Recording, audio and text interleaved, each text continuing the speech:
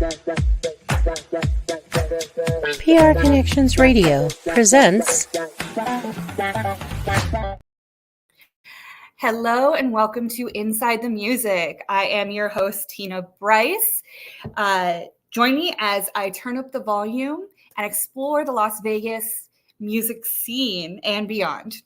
Today, we have a local musician who's been in the industry here now for about 20 years, David Hawkins, and he's going to be premiering his new song on our show. So let's go ahead and welcome David to the stage. Hey, how's it going? Hi, David. How you doing? I'm great. How are you? I'm doing well. Thank you so much for joining us today. I am excited. Thanks for having me. Yeah. Can you go ahead and just give us a little bit of a history of your story? What got you into music, your inspiration, Growing up listening to the Beatles because of my pops, always playing records next to my ear, got me started. And then he played guitar, which helped. And then, later in life, I just kind of taught myself how to play all the instruments, guitar being mainly the main one. And, 90s rock inspired me and catapulted me into being the musician I am today, namely like classic rock like Tom Petty, Pink Floyd, anything from Led Zeppelin to Oasis, Coldplay, and then 2000 hit, The Strokes, changed everything, and then just kind of went from there, pretty much. Yeah. Nice. So you've been in the industry for 20 years. I know you've played with some fairly big names.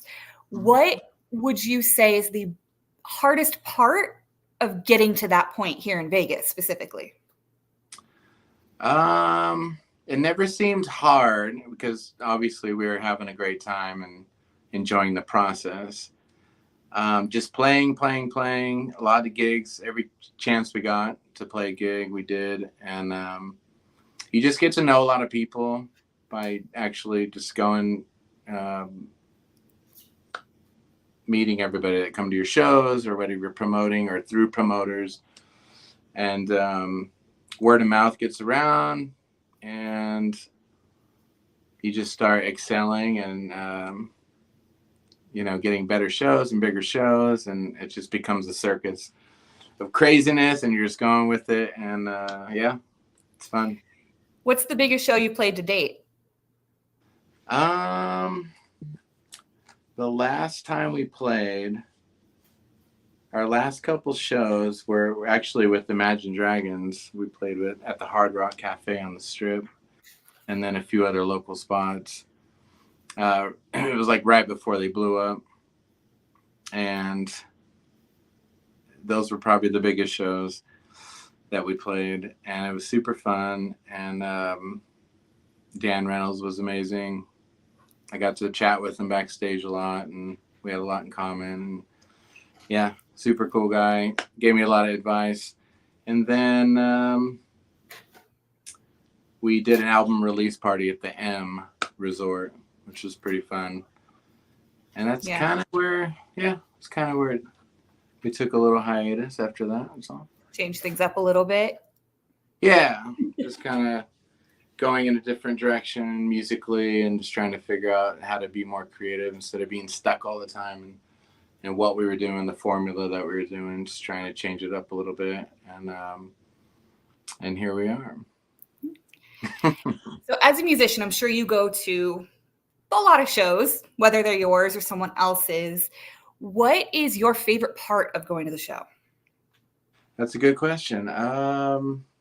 Definitely getting a drink right when I get there. Maybe even the tailgate. No, but I'm always excited about the anticipation of the starting of the show. Like seeing the opening acts are always cool. I do appreciate that, and you have to. But once the lights go down and the band's about to come on, I think that's the most exciting part of the show. And that's that kind of build up when everything goes dark. Yeah. It's almost like a countdown. and everyone goes nuts. You're just like, okay, here we go. It's going to be amazing, you know? And yeah, it's just a roller coaster ride from there, which is great. I was going to say, it's like right when you get to the top of the roller coaster, right as you're about to come down. Yes, exactly. Nice. So what would you say is your favorite venue here in Vegas to play and to attend? Okay.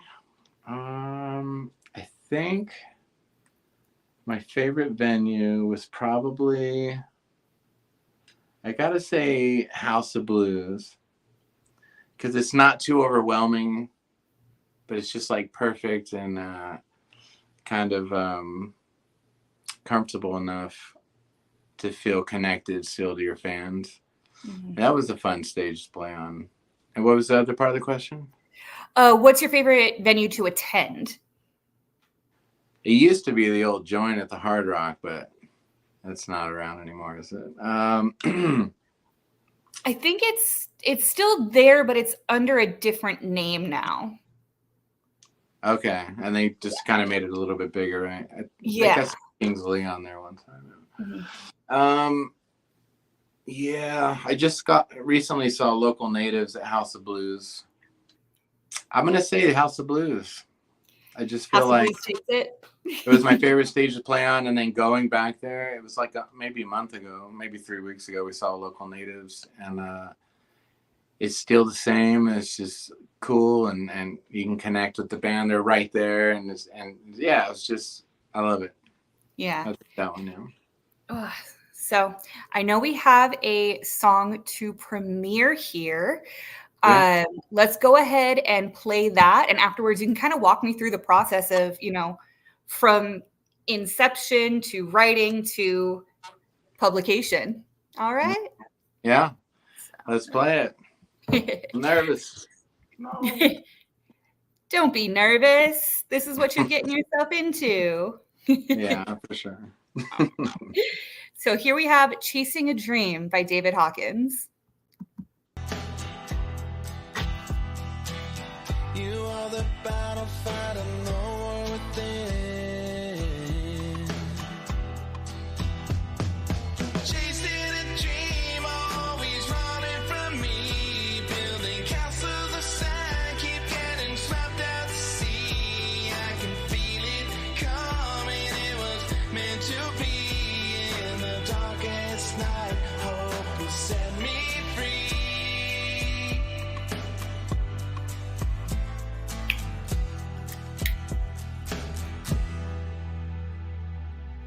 Driving down the road while my hands are bound, waiting on my queen while I sit on my crown. Just close your eyes and take a leap of faith. I'll never drown while I'm in your embrace.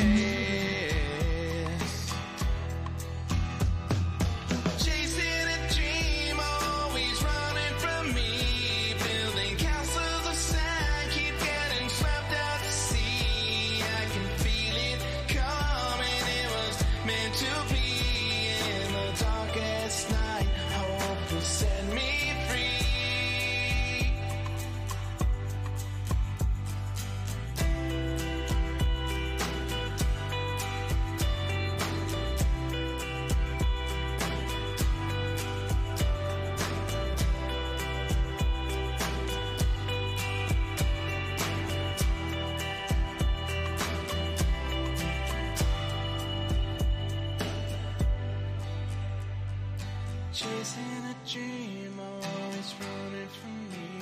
Building castles of sand that get swept out to sea. I can feel it coming, it was meant to be. In the darkest night, hope will set me free. In the darkest night, hope will set me free. Thank you so much for letting us premiere that for you, David. So can you walk me through that songwriting process on that one?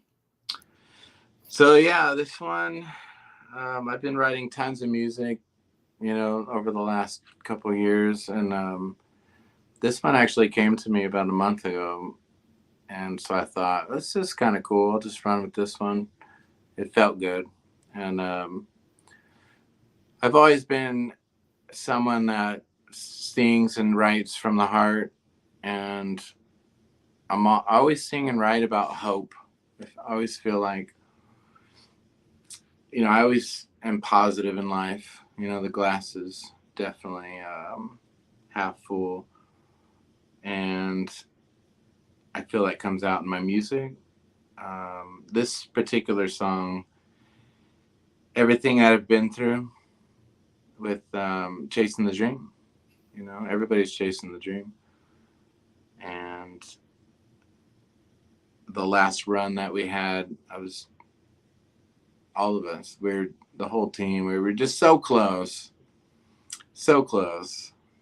but sometimes there's other plans in the works, and you got to accept it and move on in life, and keep trying, never give up. And this song kind of resembles that, like kind of reflects that in a way. Chasing the dream, even though it seems like it's so far out of reach, it's actually right there. You just gotta keep trying, because that opportunity will happen, and you just got to be ready for it when it does. If not, you'll never be ready for it. So that's kind of where I was leaning towards, feeling. Yeah, absolutely. The song's about chasing your dreams. What is your dream in the music industry? In the music industry, I know it's a big question. You got some good ones. To just be involved in it professionally, whether it's writing songs for artists, helping produce, engineer songs. I have a new passion for it, of producing and engineering, which I'm learning a lot from. But yeah, just kind of being in that world, Mm-hmm. and just wherever it takes me, it takes me. I just want to keep creating and see where it takes me, basically. Yeah, absolutely. And I'd be motivation is never a constant thing. You're up and you're down, you're up and you're down. How do you get through those lows and continue on with pursuing your dreams? Alcohol. No, I'm kidding.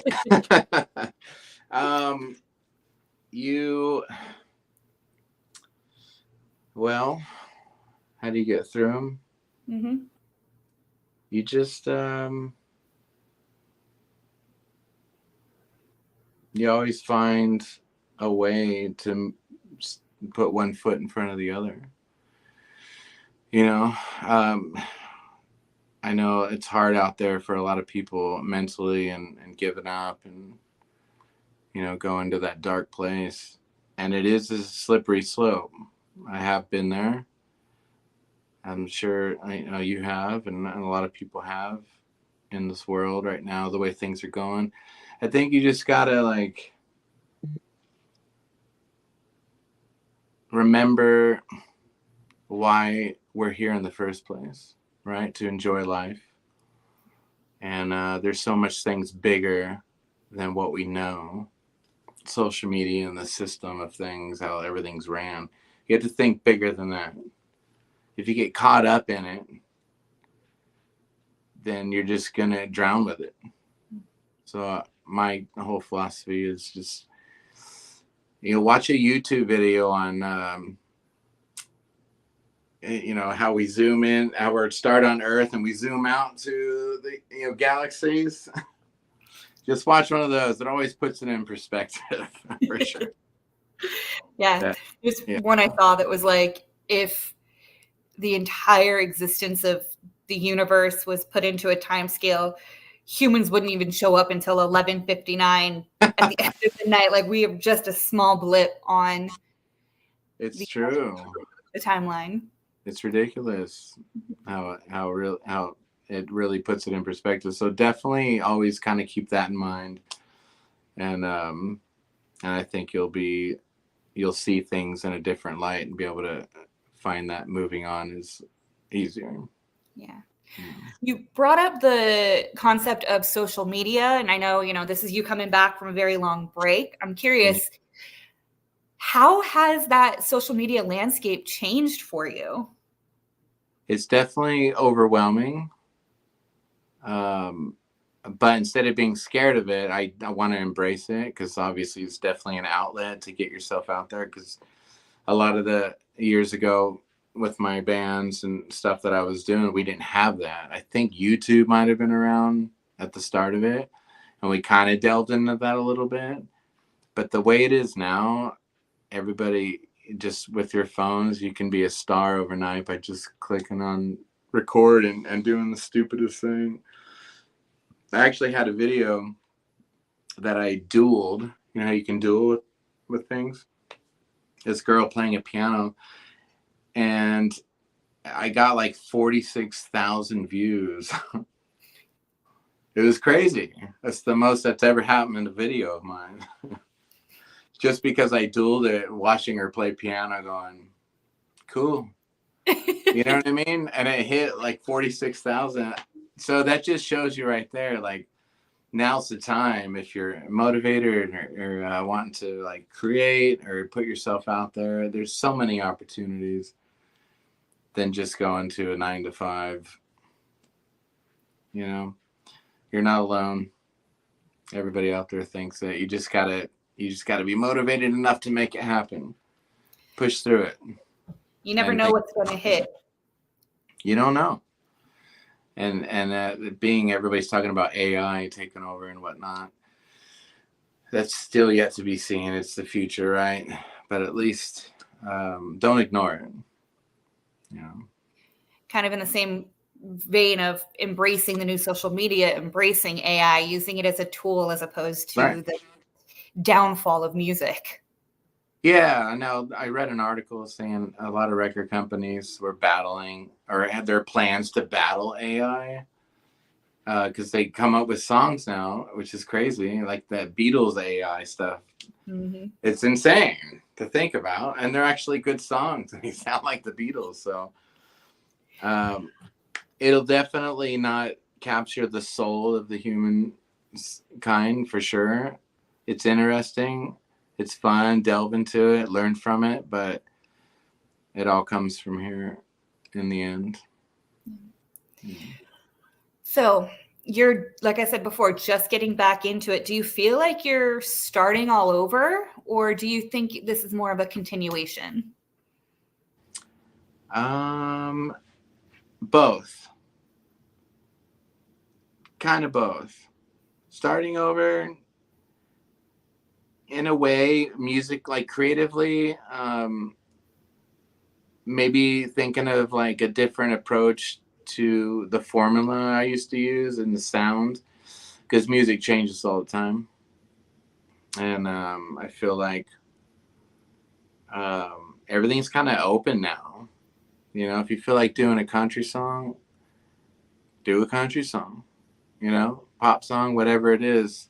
I don't think one artist is entitled to a specific genre.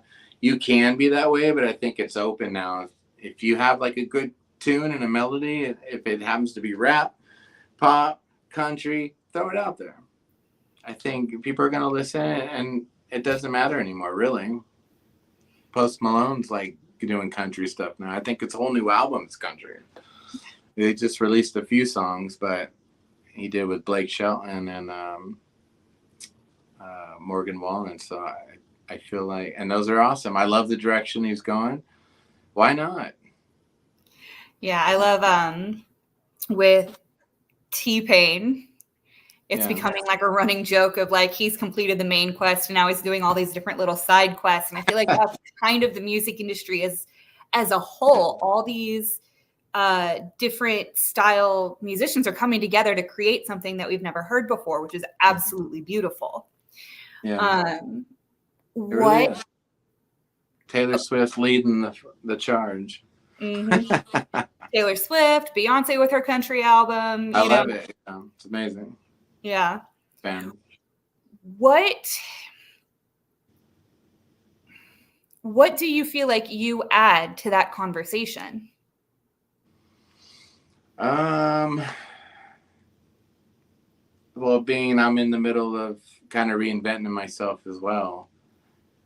Just as far as my approach to like experiencing what I've experienced and growing up more musically and in life. I'm not afraid to try different things, and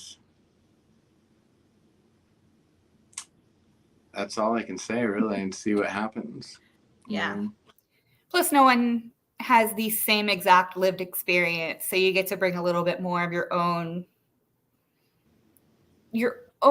history and the way that you've dealt with it into your music, I would say, right? Yeah. Yeah, and this song we listened to is kind of like that. I was kind of trying to find an escape through it. It does sound a lot like my old band, Lazy Stars. But at the same time, it's like, it's my style, right?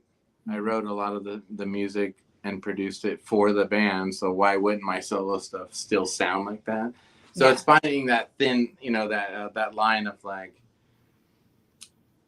taking that style, because it is me. I can't abandon it completely, but adding some new elements to it to make it a little bit more fresh. So that's the challenge. Do you think you had more creative outlet with performing with the band, or now that you're doing your own solo thing? Definitely my own solo thing. Yeah, for sure.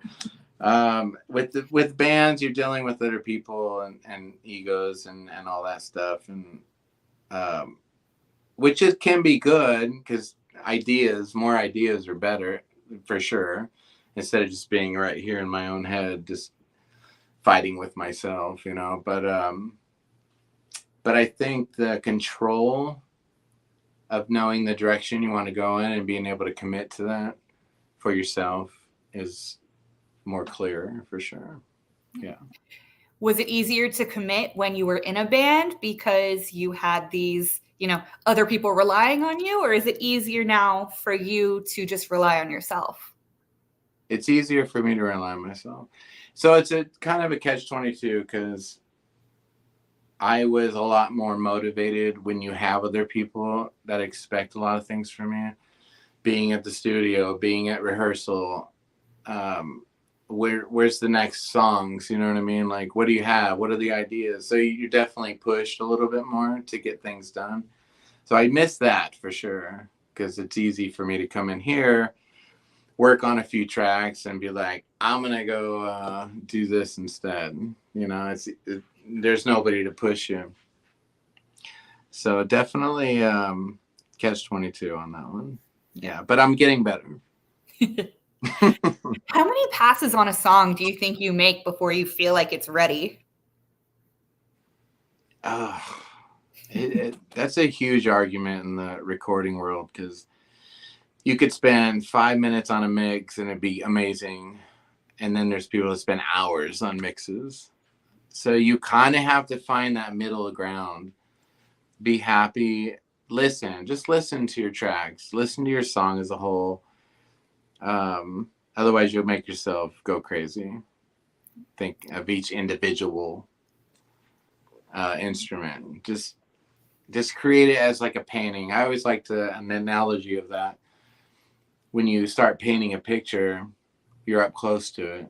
You do have to stand back and look at it every once in a while to see where it's going or how it looks as a whole. If you're too close to it, it could just not even, go the right way. So, yeah. I got to ask, how was it to hear yourself for the first time in a song? I still don't like my voice. I'm a big fan of the music and the vibe of a song. I don't like my voice. I think I carry a good melody, and it is what it is. Like if you like it, cool. I don't know that. Yeah, everyone has a different perspective on the outside, right? Yeah. I know mine, and I tend to listen to it a few times, obviously, right, to get it right and make sure it's like cool. But once I'm done with it, and then I post it, I'm on to the next one. Yeah, I don't really listen to it after that. You don't sit there and put on your CD while you're working out, just listening to your own voice. No, maybe in the warm-up session, but not. No. Kind of trying to like pitch match kind of thing. No, because if I do, that's the thing. Going back to the mixing question, is you're always going to hear something that you could have changed, or you want to do something else. You know what I mean? Mm-hmm. So you kind of have to just write it, record it, mix it, be done with it, on to the next one. Yeah. That's kind of where I'm at. Yeah. What advice would you give to an up and coming artist, someone who wants to make it, especially here in Vegas? Don't let your dad manage the band. No. Sound like you speak from experience on that one. Yeah. No, I love my pops. He's been involved like from the beginning. And if it wasn't for him, he motivated us and helped us a lot during the times moving forward. But I would say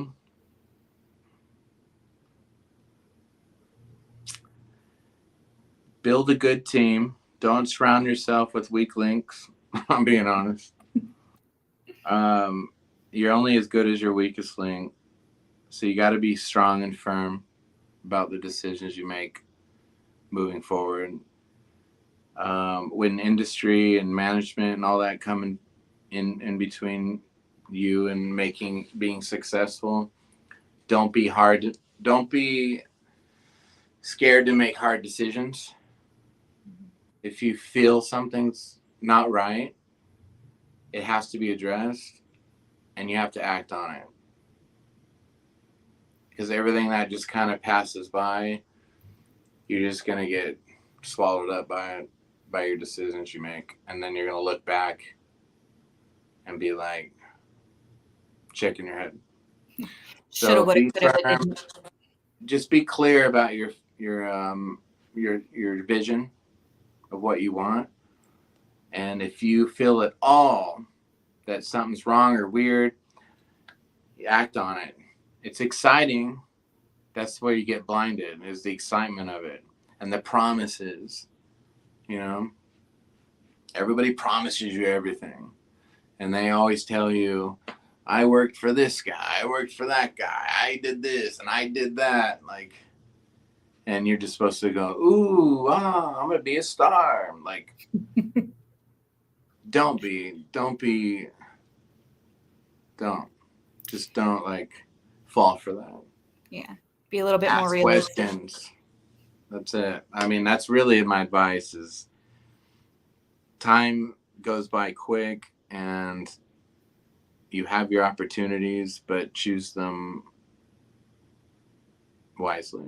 Yeah. Where can people find your music and more information about you and what you're doing?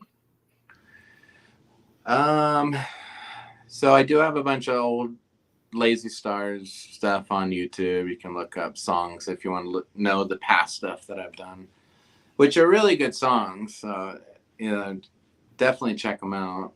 Just type in the Lazy Stars on YouTube, stuff will pop up. But otherwise, for new stuff, coming out of my hiatus. Thank you to you and your show. This is my first time coming out. And with my new song, right now, the only platform I have going on is SoundCloud. So you can go on, look up David Hawkins on SoundCloud. And I got my profile up with my new single out at the moment. So yeah, check that out. Let me know what you think and follow me.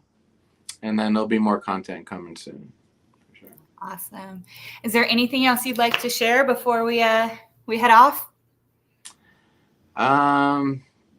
I'm super appreciative of you doing this for me and having me on your show. All the success to you, and just believe in yourself, follow your heart, and call your mom. I like that. I like that. Well, thank you so much for being with us, David. I can't wait to hear your next round of songs that come out. And I'd love to have you back on again, kind of just keep this going for you. I appreciate that. I'm definitely working on the next couple tunes, so I'll definitely reach out and I'll make that happen for sure. So. Well, thank you again. Have a good night. Thank you. Have a good one. Bye. All right. So thank you so much for tuning in with me this week. Please like, comment, subscribe, follow, share if you can. Comment down below if there's a specific artist you'd like me to interview, or if there's a venue you want to know more about, please. This has been Inside the Music. I'm Tina Brice. Thank you so much for coming along with me. Have a great night, guys.